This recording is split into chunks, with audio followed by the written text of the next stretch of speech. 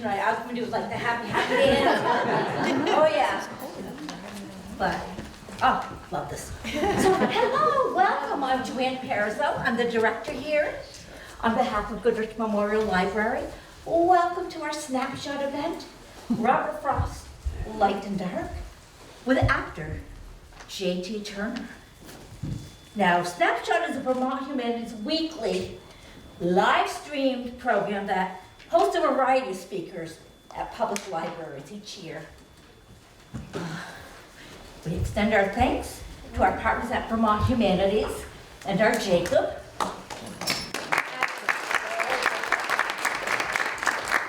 As well as to the generous underwriters who make it all possible for us to offer such rich and robust programming.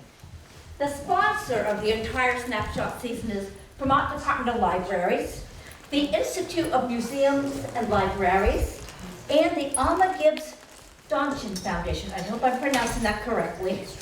So tonight, we come from across the state to listen, to learn, perhaps to be inspired.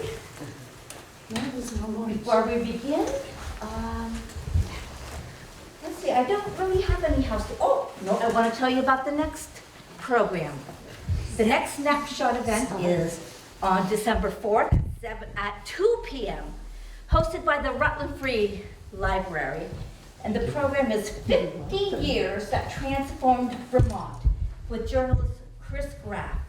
So please be sure to register online for that. And now it is my pleasure to introduce to you our speaker. J.T. Turner is an NEK-based, award-winning stage, screen, and audio actor, teaching artist, and speaker. He has toured theaters, museums, schools, universities, historical sites, libraries, and senior centers all over North America.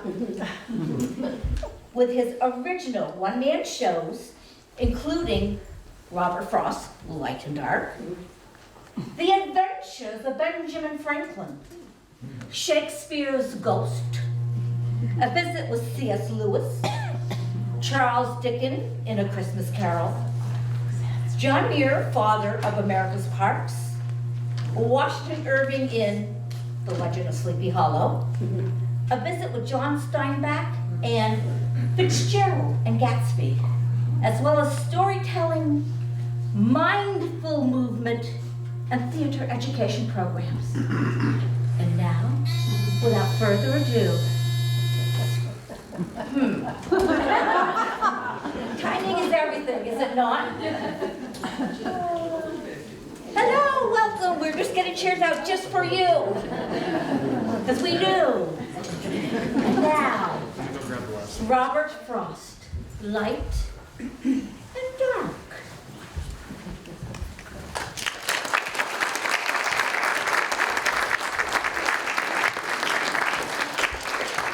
I'm going out to clean the pasture spring. I'll only stop to rake the leaves away and wait and watch while the water clears I may. Shan't be gone long, you come too. Going out to fetch the little calf that's standing by its mother. It's so young, it totters when she licks it with her tongue. Shan't be gone long, you come too. That is one of the very first poems that I ever had published. Like most of my poems, it means a few different things. Going out to clean the pasture spring, well, that's me. That's the poet, the writer, cleaning my thoughts, my heart, my soul, getting ready to create something. And that little calf in the story, well, that's the poem that I create. And like a good mother, I burnish it up and get it ready for you. It's also a bit of an invitation. You come too. Read my poetry. Walk around in it. See if you can figure anything out. There's another poem that I wrote, which is also a bit of an invitation. This is called Come In. As I went to the edge of the woods, thrush music. Hark! Now, if it was dusk outside, inside it was dark. Too dark in the woods for a bird by sleight of wing to better its perch for the night, though it could still sing.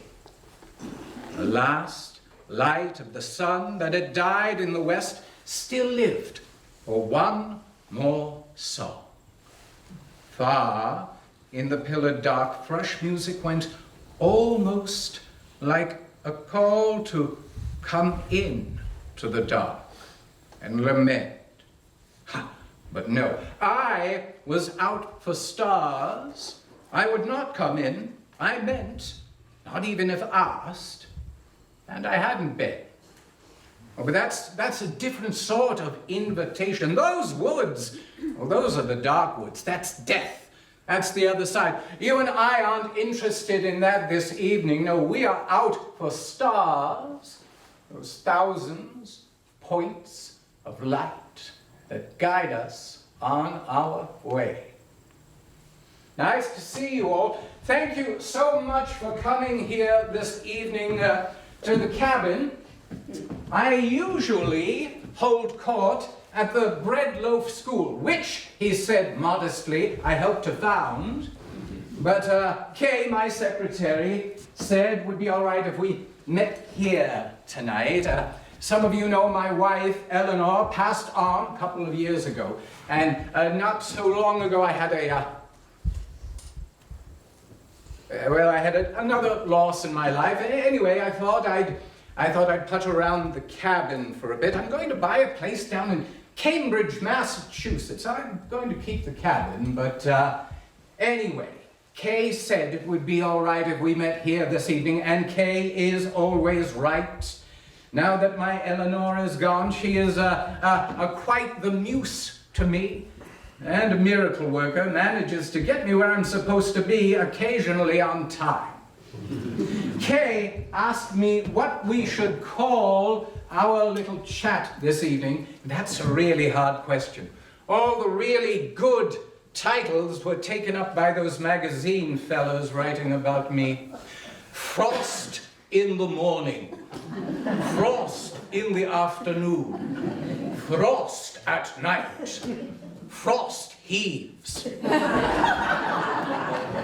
Finally, I said, why don't we call it Robert Frost, Light and Dark? Oh, Kay said, that's a wonderful title, isn't it? I said, I like it mostly because I can talk about anything I want, won't make no difference to no one.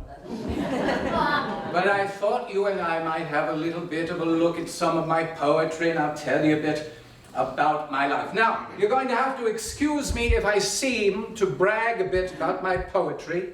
I have attained a level that we might refer to as esteem, as in Mr. Frost is a poet of esteem. Not quite sure what that means, except to a critical few that are supposed to know about these things. I've got some talent. But as we like to say in New England, that don't butter no parsnips. I was never interested in being a poet for a select few. No, I knew that to be a success as a poet, I had to get my poetry out into the hands of people that buy books by the dozens. I was never interested in being caviar, kind of an acquired taste. No, I really wanted to be a poet for everyone. Now, when I write poetry, I like structure. I think if you read most of my poems, you'll find some good structure in there. I often say a poem should begin in delight and end in wisdom. Begin in delight, end in wisdom. This is called after apple picking. My long two-pointed ladder's sticking through a tree toward heaven still. And there's a barrel that I didn't fill beside it, and there may be 2 or 3 apples I didn't pick upon some bough. But I am done with apple picking now. Essence of winter sleep is on the night, the scent of apples. I am drowsing off. I cannot rub the strangeness from my sight I got from looking through a pane of glass I skimmed this morning from the drinking trough and held against the world of hoary grass. It melted, and I let it fall and break, but I was well upon my way to sleep before it fell, and I could tell what form my dreaming was about to take. Magnified apples appear and disappear, stem end and blossom end, and every fleck of russet showing clear. My instep arch not only keeps the ache, it keeps the pressure of the ladder round. I feel the ladder sway as the boughs bend, and I keep hearing from the cellar bin the rumbling sound of load on load of apples coming in. Well, I have had too much of apple picking. I am overtired of the great harvest that I myself desired. There were 10,000 fruit to touch, cherish in hand, and not let fall. For all that struck the earth, no matter if not bruised or spiked with stubble, went surely to the cider apple heap as of no worth. One can see what will trouble this sleep of mine, whatever sleep it is. Were he not gone, a woodchuck could say whether it's like his long sleep, as I describe it coming on, or just some human sleep. Begins in delight, ends in wisdom. You're tired. You had a long day doing something wonderful, like apple picking. And then it ends in wisdom. Don't we find it hard to go to sleep knowing there's something that we haven't done? Not just the little sleep, the big sleep too. 1 or 2 pieces of fruit I didn't pick. Half a barrel I didn't fill. Or it could be, and I don't believe I've said this ever publicly before, a poem about apples. It's not impossible. A poem is whatever you think a poem is. I like structure. I write in sonnets and couplets, and I write in something called blank verse, which is structured but doesn't rhyme. I never write in free verse. I just don't like it. I was at a party for Carl Sandburg, who writes quite a bit in free verse, and I was very famously quoted as saying that writing free verse was like playing tennis with no net. That's no tennis at all. Oh, Sandburg loved when I say that. Hasn't talked to me since. But you mustn't misunderstand me. I hold it a person's inalienable right to go to hell in any way they see fit. I just choose not to go writing free verse. This is called in a disused graveyard. The living come with grassy tread to read the gravestones on the hill. The graveyard draws the living still, but never any more the dead. The verses in it say and say, the ones who living come today to read the stones and go away. Tomorrow, dead will come to stay. So sure of death the marbles rhyme, yet can't help marking all the time how no one dead will seem to come. What is it that men are shrinking from? It would be easy to be clever and tell the stones, men hate to die, and have stopped dying now forever. I think they would believe the lie. Tight rhyme scheme, isn't it? Tread, hill, still, dead, say, today, away, stay. I like that kind of structure. But I also try to marry that structure to something that sounds like conversation. Just you and I chatting about some gravestones, that kind of thing. That, I think, is my greatest form of poetry, conversation and structured married together. I also love to write in a certain style and dialect, and that would be the dialect of New England. You can get away with a lot of things ungrammatically if you come from a certain part of the country. Old man's winter night. All out of doors looked darkly in at him through the thin frost, almost in separate stars, that gathers on the pane in empty rooms. What kept his eyes from giving back the gaze was the lamp tilted near them in his hand. What kept him from remembering what it was that brought him to that dark, creaking room? It was age. He stood with barrels round him at a loss, and having scared the cellar under him in clumping there, he scared it once again in clumping off, and scared the outer night, which has its sounds, familiar like the roar of trees, the crack of branches, common things, but nothing so like beating on a box. A light he was to no one but himself, where now he sat, concerned with he knew what. A quiet light. And then, not even that. He consigned to the moon such as she was, so late arising, to the broken moon as better than the sun in any case, for such a charge, his snow upon his roof, his icicles along the wall to keep, and slept. The log that shifted with a jolt once in the stove disturbed him, and he shifted, eased his heavy breathing, but still slept. One aged man, one man, can't keep a house, a farm, a countryside, or if he can, it's thus he does it of a winter night. I never tell you it's New England, but you know it's New England, don't you?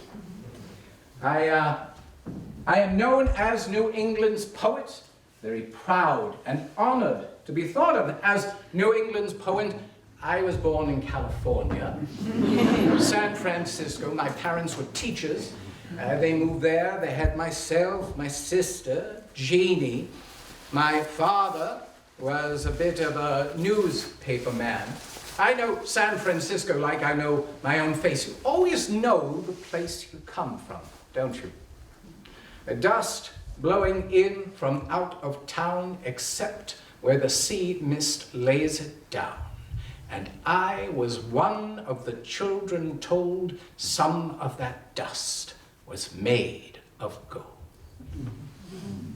My father was also a gambler and a drinker. Died just before I was 11, didn't leave us with much, so my mother packed us up, brought us east to live with his family. I found myself dropped like an alien in the area north of Boston. I think if you are born somewhere, you take it for granted. But if you have to earn your citizenship, it gives everything a sharpness, doesn't it? I went to Lawrence High School, and I did pretty well there. I played a great deal of baseball. I loved it, love it to this day, still play baseball. My family grew quite concerned that I was going to grow up and become a professional baseball player. Then I started writing poetry. Suddenly baseball looked mighty good to my family. Baseball pitchers and poets, they have their moments. It's the intervals in between that are really, really tough. I graduated Lawrence High School, valedictorian, co-valedictorian, along with a wonderful young woman named Eleanor White. She was the love of my life. Oh, I loved Eleanor White. The moment we graduated high school, I proposed marriage. Now, Eleanor was always more practical than me, so she said no. We had to wait until we finished college. So I went to Dartmouth for 6 months, and I was finished with college. I just kept on proposing to Eleanor, and she kept on turning me down. There is a poem I wrote that will show you a little bit about our personalities. This is called Telephone. To me, the fella in this story is in trouble. He's coming home late. It's not impossible he's stopped off for a bit of libation along the way. And, oh, he knows he's in trouble. Telephone. When I was just as far as I could walk from here today, there was an hour, all still, when, leaning my head against a flower, I heard you talk. Don't say you didn't, for I heard you say, you spoke from the flower on the windowsill. Do you remember what it was you said? First, tell me what it was you thought you heard. Having found the flower and driven a bee away, I leaned my head, and holding by the stalk, I listened. And I thought I caught the word. Yeah, what was it? Did you call me by my name? Or did you say someone said, come? I heard it as I bowed. I may have thought as much, but not aloud. Well, so I came. Oh, that's me and Eleanor. She was always practical, I was always in trouble and trying to use charm more than anything to get out of it. I had a poem finally published. It was called My Butterfly, an Elegy. You would do me a great personal favor if you never read that poem in your entire life. But $50 and Eleanor graduating meant we could get married. We did. I went to Harvard University for all of 6 weeks, but that didn't take. I had every job you could imagine. I was a substitute school teacher. I worked at a lighting company. I worked all over the place with no real success. Finally, my grandfather took pity on us, and he struck up an interesting deal. He would buy a farm in Derry, New Hampshire, with us if we stayed and worked that farm for 10 years. The property would be deeded over to us free and clear. I was in heaven, a poet and a farmer, just like Virgil. I was a terrible farmer. I would write poetry all night long, read Shakespeare. I would milk the cows at midnight, drove my neighbors wild. But we loved that farm. Though I wasn't very successful at either raising chickens or apples, we did raise our children there. They were all homeschooled.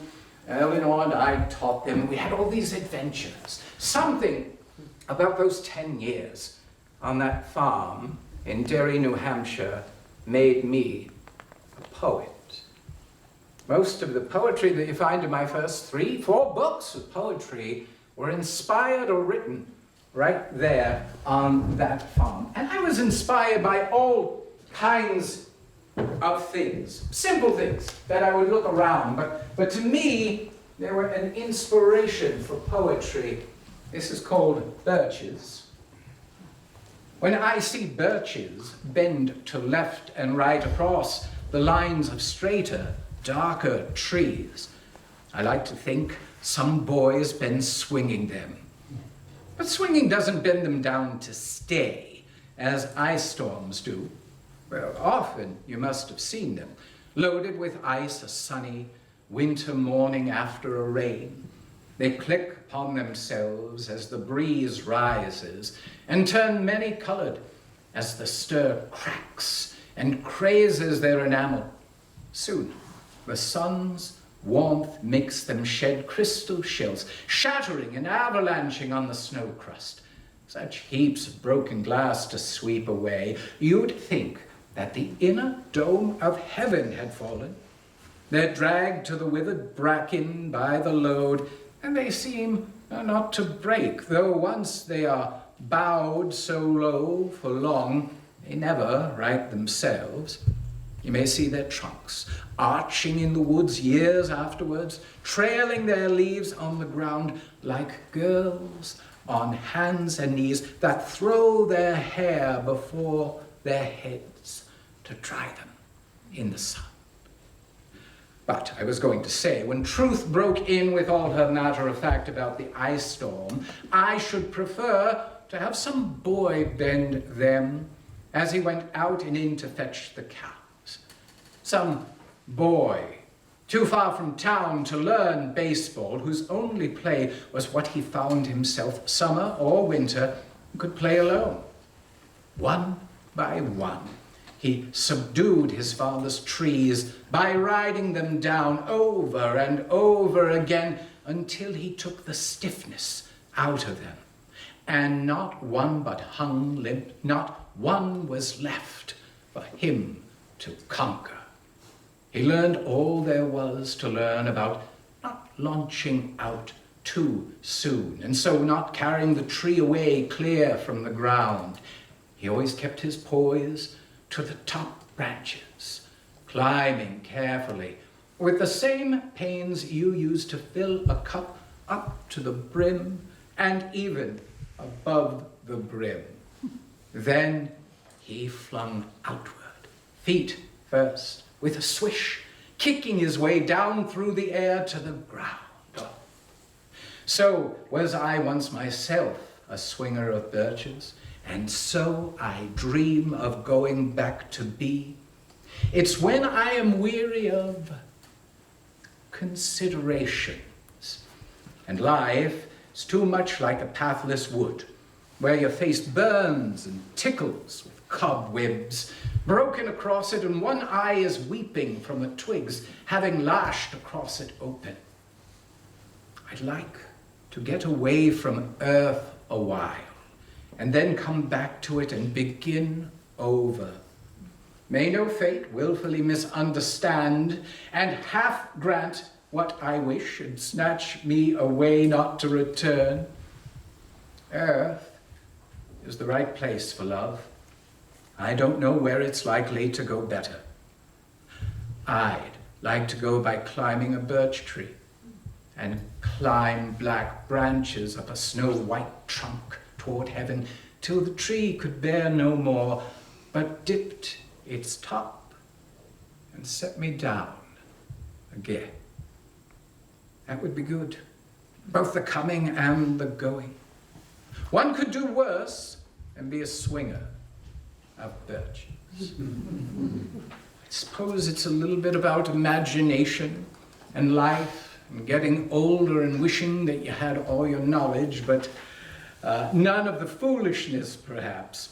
I had a neighbor as I lived in Derry, and his name was Napoleon Guay, a French-Canadian. He and I shared a property line with a stone wall on it, and once a year we'd have to meet and set the wall back in place after the winter. And something as simple as that would inspire me to write a poem. This is called Mending Wall. I'd like to read it to you, then I'm going to point out a few, sort of maybe silly things about this poem. Mending Wall. Something there is that doesn't love a wall, that sends the frozen groundswell under it and spills the upper boulders in the sun, and makes gap even two can pass abreast. The work of hunters is another thing. I've come after them and made repair where they have left not one stone on a stone, but they would have the rabbit out of hiding, to please the yelping dogs. The gaps, I mean. No one has seen them made or heard them made, but at spring mending time we find them there.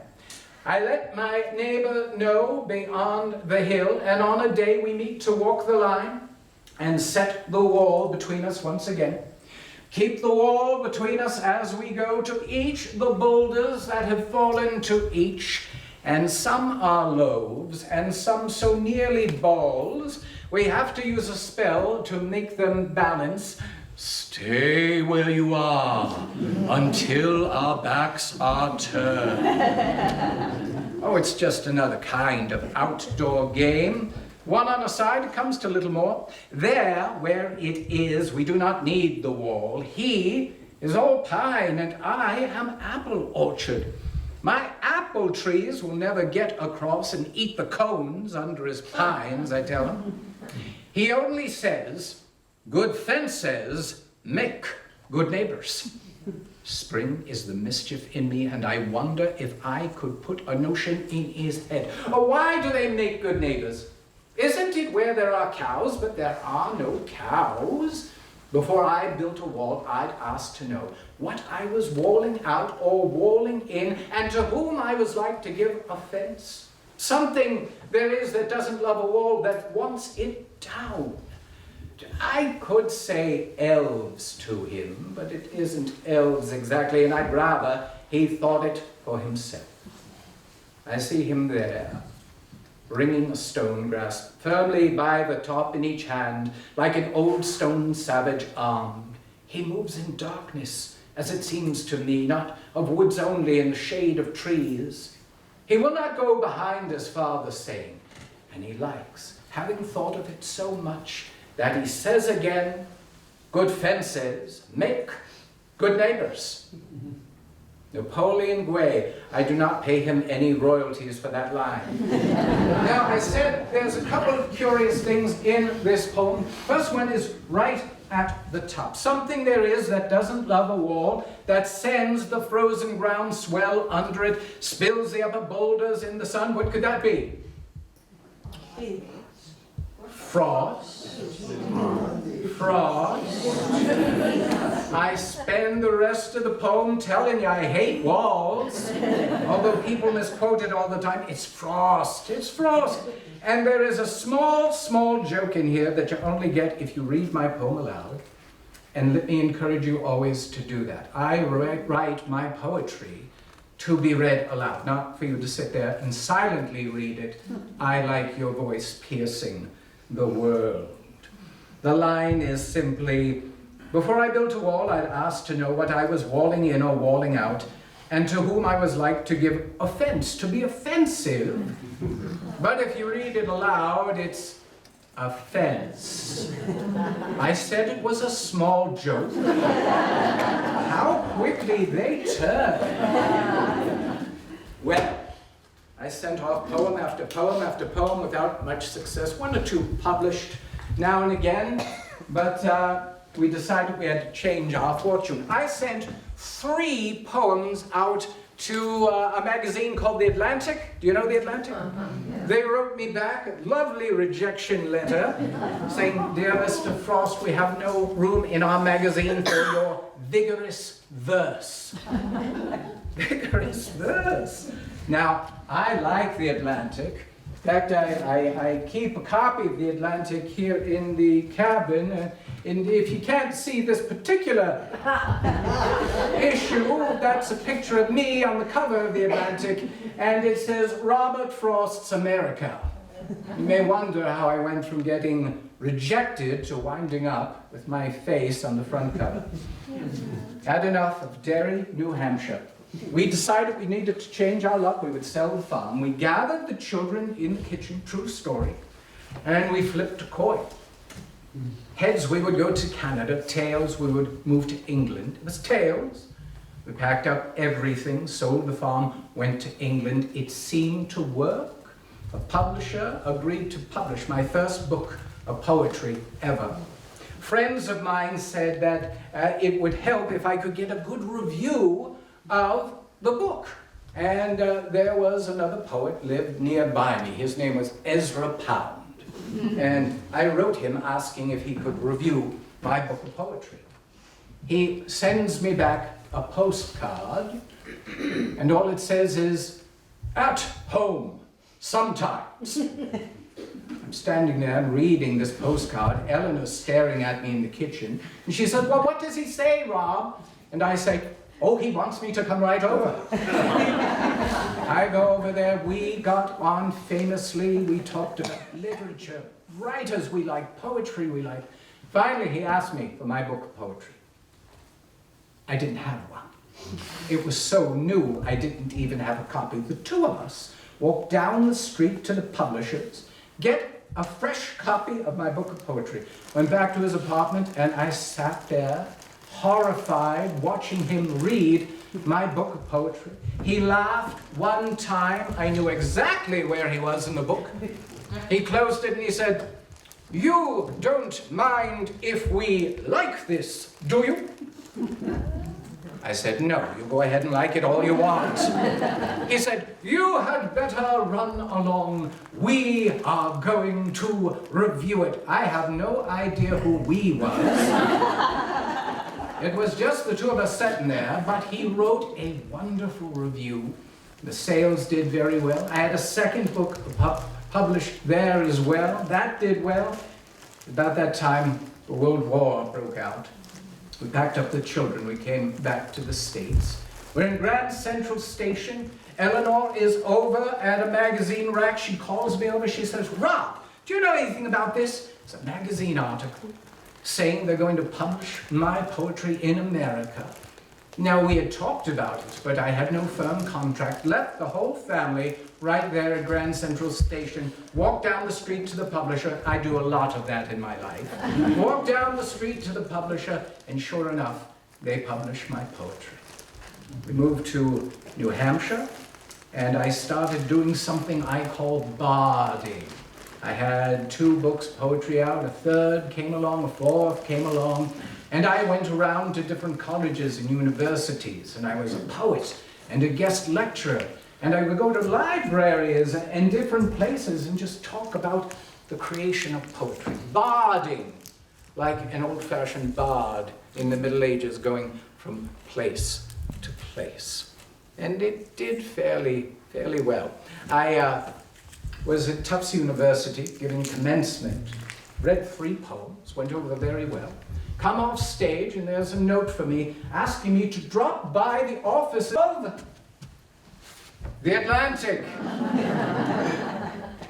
The editor had just received a letter telling him that Robert Frost was the most exciting American poet since Longfellow. I went in, he said, "We would like to publish some of your poems. What have you got available?" I said, "Well, I just so happened to read these 3 poems at commencement at Tufts University yesterday." He said, "We'll take them." I said, "Sight unseen?" He said, "Sight unseen." I said, "You don't think my verse is too vigorous for your magazine, do you?" He looked me square in the eye and he said, "Only an idiot would think that." Now, there's a couple of poems this evening I want to make sure that we get to. I'm going to give you a little bit of a background on this particular one. People like this poem. I'm now living in Vermont. We have another little farm. We sell the second one in New Hampshire. We moved to Vermont. I'm working on a big giant poem called New Hampshire. That's right, I wrote New Hampshire in Vermont. It's a giant poem. It's 240 lines. I'm not going to read it this evening, do not grow concerned. And there's all these little poems that are sort of attached to it. It is the end of July. I have been sitting in my writing chair, board on my lap, writing away all night, as I often did. It's going to be sun up. I stand up, I go out on the porch. June, going into July in Vermont. Green, beautiful. Everything is coming to life. And this poem jumps into my brain. I turn around, I go back inside, I write down this poem. It takes me about a half hour, which, considering how much structure is in that poem, is pretty surprising. So this is the poem. June in Vermont. Stopping by woods on a snowy evening, by Robert Frost. Whose woods these are, I think I know. His house is in the village, though. He will not see me stopping here to watch his woods fill up with snow. My little horse must think it queer to stop without a farmhouse near, between the woods and frozen lake, the darkest evening of the year. He gives his harness bells a shake to ask if there is some mistake. The only other sounds the sweep of easy wind and downy flake. The woods are lovely, dark and deep, but I have promises to keep and miles to go before I sleep. Say it with me. And miles to go before I sleep. I like that poem. People like that poem. People are curious about that poem. I didn't have to make an echo out of the last line, but it seemed right, so I included it. People are very interested in this poem, always asking me questions about it. I got a letter from a college professor who wrote me to say, "Dear Mr. Frost, our class is dissecting," his word, "dissecting stopping by woods on a snowy evening, and we have a question. Can a horse be said to ask a question?" Remember that part? He gives his harness bells a shake to ask if there's some mistake. So I wrote him back and I said, yes, horses ask better questions than English, Professor.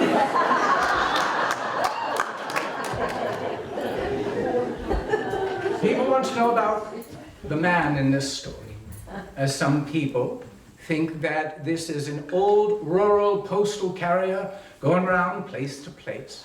Other people think it's an old-time doctor making his rounds in the community. A few people think it's Santa Claus. Listen, a poem is what you think a poem is. I just point out it's a horse, not a reindeer. Now I'd like to tell you what I had in mind when I wrote this poem. And I don't want to ruin it for you. If you love this poem, continue, please, to love it. But to me, this is a poem about death. This is a man who's going about his life, and at one point, he stops. And he's standing there, and he's watching the snow fill up the woods, and he is thinking of just going out and laying down out in that snow and letting him take it. But he stops and is called back to the world by considerations. Miles to go before he sleeps.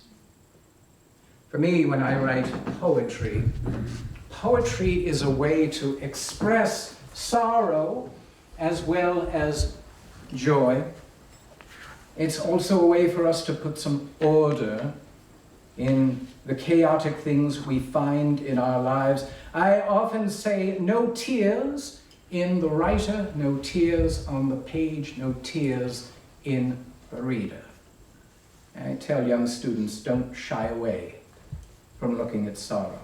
Snow falling and night falling fast, oh fast, in a field I looked into going past, and the ground almost covered smooth in snow, but a few weeds and stubble showing last. The woods around it have it, it is theirs. All animals are smothered in their lairs. I am too absent-spirited to count. The loneliness includes me unawares. And lonely as it is, that loneliness will be more lonely ere it will be less. A blanker whiteness of benighted snow. No expression, nothing to express. They cannot scare me with their empty places between stars, on stars where no human race is. I have it in me so much nearer home to scare myself with my own desert places. I've won 3 Pulitzer Prizes so far. I've spoken to groups all over the world, been a lecturer, had audiences with important people, but my life has not been without sorrow. Eleanor and I lost our firstborn son, Elliot, when he was just 4 days old. I wanted to call the doctor sooner, but Eleanor and her mother. We lost our little girl, Eleanor Bettina. She only lasted a day. My sister Jeannie passed on in a mental institution. There's something that happens sometimes when you lose a child. There's a poem that I wrote. It's called Home Burial. I don't read it in public. I don't allow it to be read in my presence, but if you have a chance, you might take a look at it. I believe it is the truest thing I ever wrote. My daughter Marjorie died in childbirth. Her sister Irma died as well. And Eleanor, as you know, passed on a few years ago. And just a couple of weeks ago, my son Carol killed himself. He was a poet. Burned his poetry. Shot himself.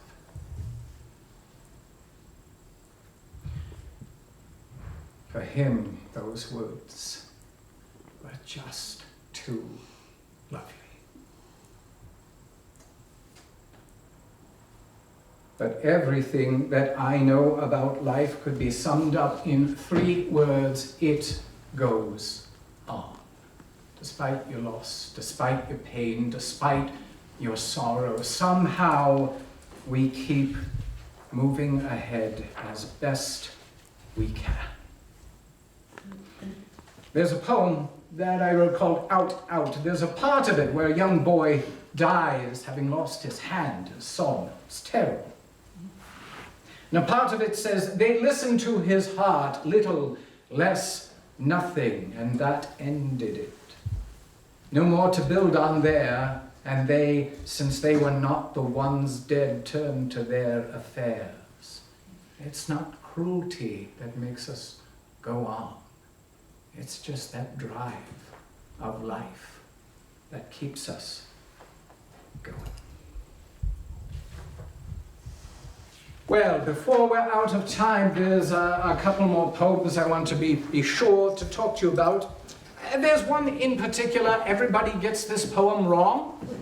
So I hope you'll listen to me tonight, and now you'll be smarter than most people. The Road Not Taken. 2 roads diverged in a yellow wood, and sorry I could not travel both and be one traveler. Long I stood and looked down one as far as I could to where it bent in the undergrowth. Then took the other as just as fair, and having perhaps the better claim because it was grassy and wanted wear, though as for that, the passing there had worn them really about the same. And both that morning equally lay in leaves no step had trodden black. Oh, I mark the first for another day, yet knowing how way leads on to way, I doubted I should ever come back. I shall be telling this with a sigh somewhere, ages and ages hence. 2 roads diverged in a wood, and I took the one less traveled by, and that has made all the difference. People like that poem. I like that poem. But people think that that poem is about big, bold things. They use it for graduations, they use it for funerals, they use it for weddings.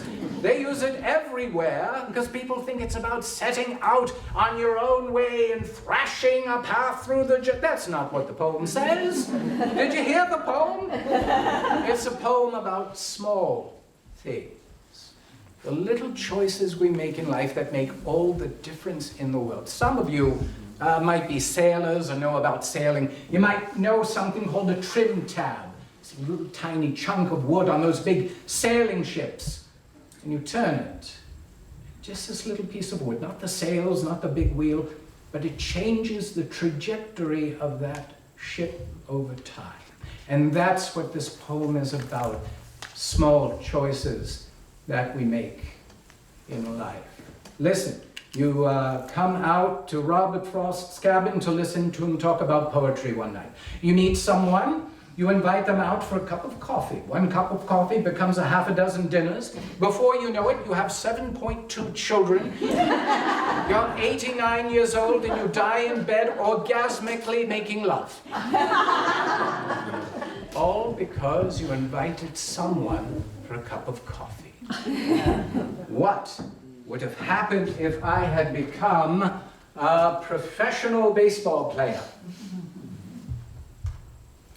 What would have happened if I had stayed on a farm in New Hampshire and just raised children? But I became a poet. And were an epitaph to be my story, I'd have a short one ready for my own. I would have written of me on my stone, I had a lover's quarrel with the world. Dust of snow. The way a crow shook down on me the dust of snow from a hemlock tree has given my heart a change of mood and saved some part of a day I ruled. Thank you so much for joining me this evening. I hope you will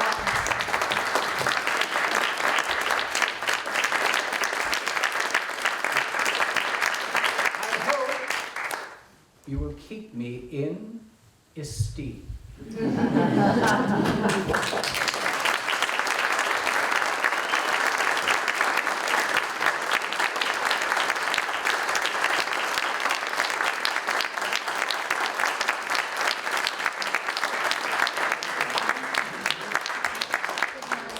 Oh, thank you all so much. Thank you. My name is J.T. Turner. I'm a professional actor, as was mentioned at the beginning. I work with the Actors Company. We sort of specialize in bringing literary and historical characters to life, and that certainly includes Robert Frost. I'd be happy to take some questions. Before we get to them, I want to give shameless self-promotion. I have a one-man show as Charles Dickens telling a Christmas carol. Portraying all the characters. That will be not far from here at the Unitarian Universalist Church Derby Line on December 7th, 3 o'clock. It's a show like this one that's near and dear to my heart. So if you get a chance, we'd love to see you over there. And I will do my thank yous afterwards. But does anyone have any questions for me? Yes, sir. Right when you started The Road Not Taken, Yeah. I immediately made the baseball connection. Yeah. Thank you. It's, I don't know Yogi that. Berra. Yeah. Yeah. It's. You come to a fork in the road, take it. Yeah, I love that. That's great. Yeah. There's an entire book out now about Road Not Taken and the misinterpretation of it over the years and how people love this poem. And very much like Snowy Evening is a poem that people love and adore and not always understand. We always think of Robert Frost as this cutesy New England poet. And trust me, he laid into that imagery himself. But it's only by reading it and digging a little bit that we discover there's a little more there. But yeah, I love the Yogi Berra quote. Thanks. Thanks. Yes? Yes, about stopping by woods, which is, it seems so familiar. It seems like it should be simple in our understanding, but of course there are layers, and layers. I taught that poem once, or rather I should say I give it to students to read and ask for what their impression was. Mm-hmm. And I remember at this distant time that one student suggested that, and rather shyly, he was one of these people with paper glue put to us, and I said, come on, speak up whatever it is. There's no wrong answer. And he said that perhaps the horse thinks it's strange that we should stop here on the darkest night of the week. Maybe it's the impression that the driver has that he's stopping because life kind of relates to your suggestion about death. Life is slowing down, and he's losing his vigor. Yeah. He's losing his sense of propulsion. Yeah. And the horse is the life force. Yeah. You know, and yeah. You know, and yeah, that's beautiful. Forward. And I remember congratulating him because he at least read deeply enough to come up with that. It's great. It's great. You'll find in a lot of Frost's poems there is this interplay between man and nature. And often nature is going to have its own way, or nature is going to just keep moving while man is looking for that pause or that ending, or I need a new chapter and that kind of thing. So it's beautiful. Thank you. Thanks for sharing that. Yeah? What prompted you to be Frost? That's the most embarrassing story I will tell this evening. I can't believe I'm telling this story. And there's a dear friend of mine here this evening, Mary Hoadley, who, if you don't know local actors and performers, wow, amazing performer. You'll love this more than anyone else in the room, but I will be the only one embarrassed. I'm in 4th grade parochial school. We were taking well-known poems and acting them out. And my little group got Stopping by Woods on a Snowy Evening. My dear friend Steve Wisga played the man. My other dear friend Dave Curlin played the head of the horse.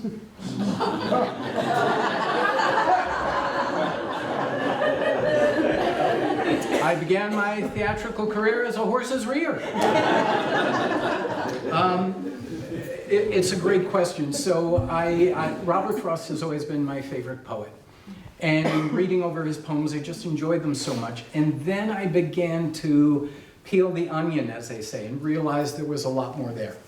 And I had gone to Emerson College, and there was a wonderful teacher there named Ken Cornell, who's since passed on, but who I remained friends with for well into my adult years. And when I started putting this idea of presenting Frost poetry together, it was just going to be a reading explanation kind of thing. And it was really Doc Cornell who said, have you thought about doing this first person?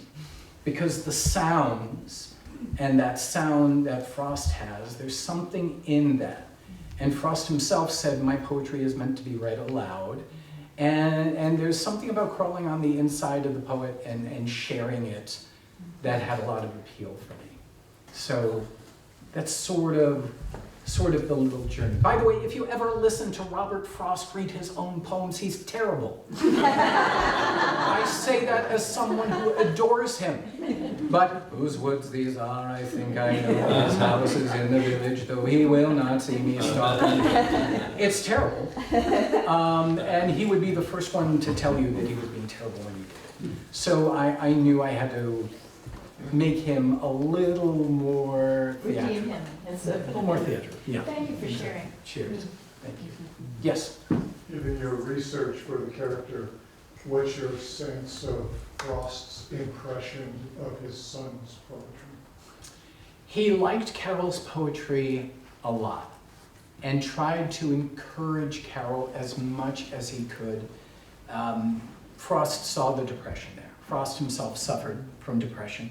He was convinced he got his depression from his mother and that he passed it on to his children, all his children.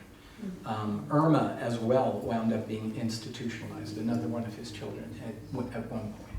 So the fact that Carol wrote this poem, he tried his very best to encourage him and tried to spur him on, pursue this, because it was kind of a sideline for Carol at that point.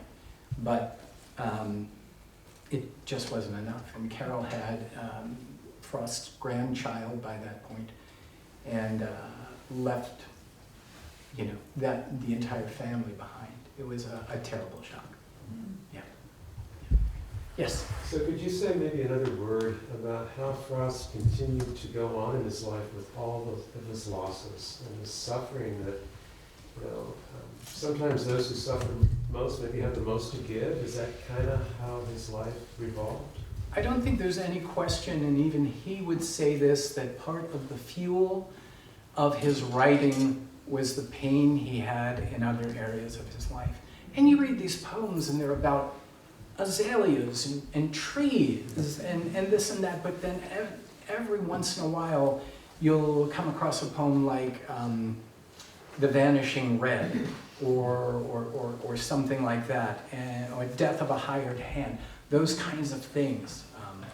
the home burial being very imminent. It was, I think, one of those situations where writing poetry was his outlet and saved him.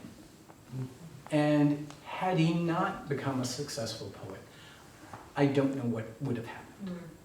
I don't know what would have happened. But yeah, he struggled with that his entire life.